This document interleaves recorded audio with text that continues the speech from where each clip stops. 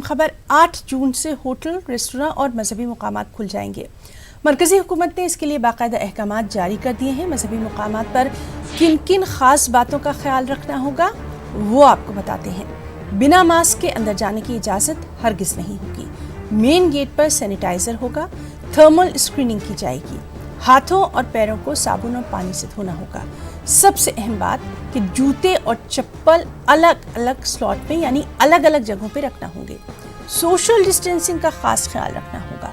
साथ ही एक और अहम बात कि नमाजियों को अपने मुसल्ले साथ लाने होंगे। किसी भी बड़े इज्तिमात की कतई भी इजाज़त नहीं है। तमाम बड़े इज्तिमात पर पूरी तरह से पाबंदी आयद रहेगी। 8 जून से होटल, रेस्तोरां, मजहबी मुकामात खुल जाएंगे। उस मालिक के शुक्र अदा करते हैं जिसने हम सबको सेहत और आफियत के साथ रखा। उसके साथ साथ अपनी हुकूमत के भी शुक्रगुजार हैं जिन्होंने इबादतगाहें खोलकर लोगों की दिलों की तस्कीन का बहुत बड़ा सामान मुहैया किया है। उसके साथ साथ हमारे वहाँ इस्लामिक सेंटर ऑफ इंडिया में उलमा इकराम की एक मीटिंग में ये बात जो एडवाइज़री जारी हुई है उसमें सबसे पहली बात तो ये है कि मसाजिद में सिर्फ फ़र्ज़ नमाज अदा की जाए। सुन्नत और नवाफिल वो अपने घरों पर अदा करें। उसके साथ साथ सोशल डिस्टेंसिंग के साथ में नमाज़ पढ़ी जाए और जिसका 6 फीट या 2 मीटर का फासला रखा जा रहा है और उसके आपने देखा आपने पूरी मस्जिद में इसके लिए हर मस्जिद में तैयारी कराई जा रही है और इसकी तैयारियां शुरू हो चुकी हैं। उसके साथ साथ ही बजाय एक जमात के 4-4 जमातें कराई जाएं, पहले 15-15 मिनट के वक्फे के साथ में।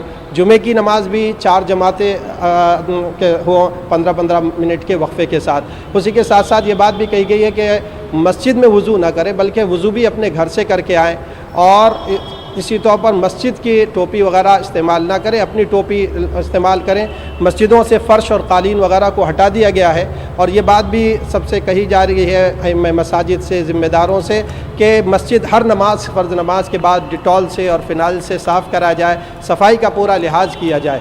और इसी तौर पर जब मस्जिद से बाहर निकलते वक्त कहीं भीड़ न जमा हो, मस्जिद में भी एक साथ जमा ना हो और जब बाहर निकले तो किसी से गले न मिले, हाथ मुसाफा शेक हैंड न करें। जो गाइडलाइंस हमको हुकूमत की तरफ से भी दी जा रही हैं उसका भी पूरी तौर पर हम पाबंदी करें, इसलिए कि ये एक ऐसी मोहलिक बीमारी है जिसकी वबा आप देख रहे हैं पूरी दुनिया के अंदर फैली हुई है और इससे एहतिराज़ और इससे जो बचने के ज़राए हैं उसका इस्तेमाल और उसका इख्तियार करना बहुत ही ज़रूरी है, इस वक्त की ज़रूरत है।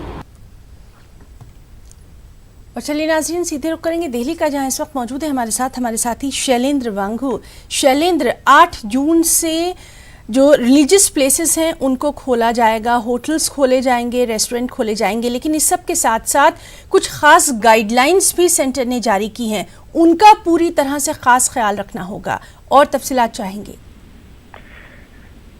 आपको याद दिला दे हिना कि अनलॉक 1 को लेकर जो हाल ही में घोषणा हुई थी उसके बाद ये भी कहा गया था उस घोषणा में गाइडलाइंस में जो कहा गया था होम मिनिस्ट्री गाइडलाइंस में कि 8 तारीख से रेस्टोरेंट्स, मॉल्स, होटल्स ये खोले जाएंगे और जो धार्मिक स्थल है, रिलीजियस प्लेसेस हैं, इनको भी खोला जाएगा।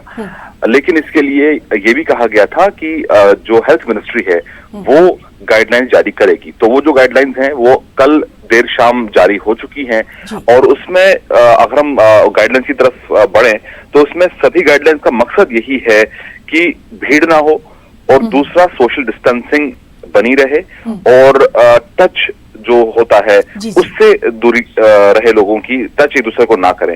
तो ऐसे में अगर हम रिलीजियस प्लेसेस की बात करें तो उसमें साफ कहा गया है कि अगर मूर्ति है तो उसको छुआ ना जाए, अगर एक दूसरे को बधाई देनी है तो गले ना मिला जाए और मास्क पहनना बहुत जरूरी है। उसी तरह से अगर हम मॉल्स की बात करें तो वहां भी कुछ इसी तरह के जो गाइडलाइंस हैं वो जारी की गई हैं। तो डिटेल गाइडलाइंस हैं वर्क प्लेस से लेकर मंदिर, मस्जिद, गुरुद्वारा या रेस्टोरेंट्स की बात करें, होटल्स की बात करें, मॉल्स की बात करें, तो सभी के लिए इंडिविजुअल गाइडलाइंस जारी की गई हैं ताकि लोगों को ये एहसास हो और लोगों को ये जानकारी मिले कि कोविड-19 के साथ ही अब जीना होगा, उसके साथ ही अपने आप को ढालना होगा और इसके लिए ये जारी की गई है ताकि 8 जून से जो राहत दी गई है उसको इम्प्लीमेंट किया जा सके। लेकिन एक अहम बात आपको और बता दें हिना कि जो ये गाइडलाइंस हैं ये सेंटर की तरफ से जारी की गई हैं, लेकिन स्टेट्स इसमें बदलाव कर सकते हैं, इसको सख्त कर सकते हैं, लेकिन छूट नहीं दे सकते हैं।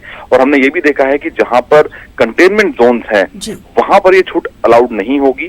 जैसे कि अगर हम दिल्ली की बात करें तो दिल्ली में अभी तक अरविंद केजरीवाल सरकार ने मंदिर मस्जिद खोलने को लेकर, मॉल खोलने को लेकर कोई फैसला नहीं लिया है। आखिरी जो गाइडलाइंस आई थी उसमें लिखा था ये सब चीजें बंद रहेंगी, मेट्रो समेत मॉल और रिलीजियस प्लेसेस बंद रहेंगे, लेकिन अभी तक उस पर कोई अपडेट नहीं आया है कि क्या उसको बदला जाएगा या नहीं। उसी तरह से अगर कोई और स्टेट अगर इसको लागू नहीं करना चाहे तो स्टेट के पास इसके लिए पूरी छूट है। जी शैलेंद्र, बहुत बहुत शुक्रिया आपका अदा करना चाहेंगे। तमाम तर आपने तफसीलात दी और बहुत ज़रूरी है कि इन तमाम